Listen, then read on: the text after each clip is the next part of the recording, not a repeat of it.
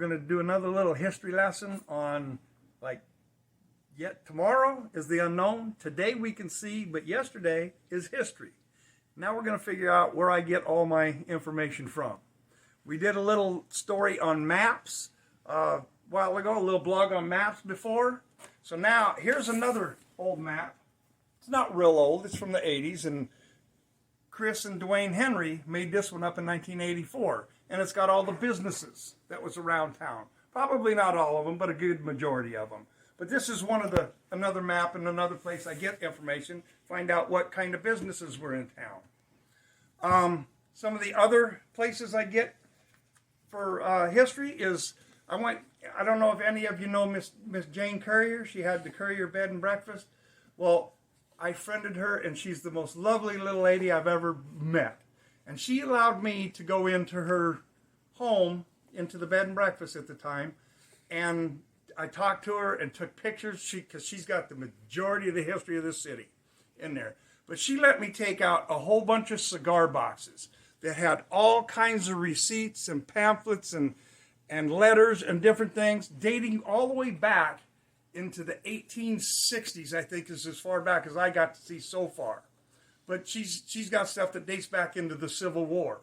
But one of the little things that was in one of the cigar boxes, and I think I scanned in 9 boxes full of stuff, was a telegram that came from somebody to the Courier livery stable to have a surrey or a coach or something at a certain place at a certain time to pick up these gentlemen to take them to a certain place in town.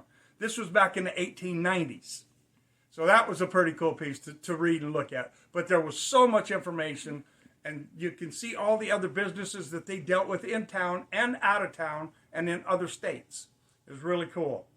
So that was another big resource. And then they had the Courier livery, which was up here on Franklin Street. They were also in with the M.J. Cameron livery, which was where the post office building that I own on the corner of Franklin and Union. That's where the Cameron livery was back in the 1890s. Another part of my information and pictures and stuff that I get came from, and we'll do a segment on these one day, are newspapers. The Aegis was a Harford County newspaper, but the Record was a Havre de Grace newspaper. And then there was the Democratic Ledger, and they were both down on Franklin Street at one time.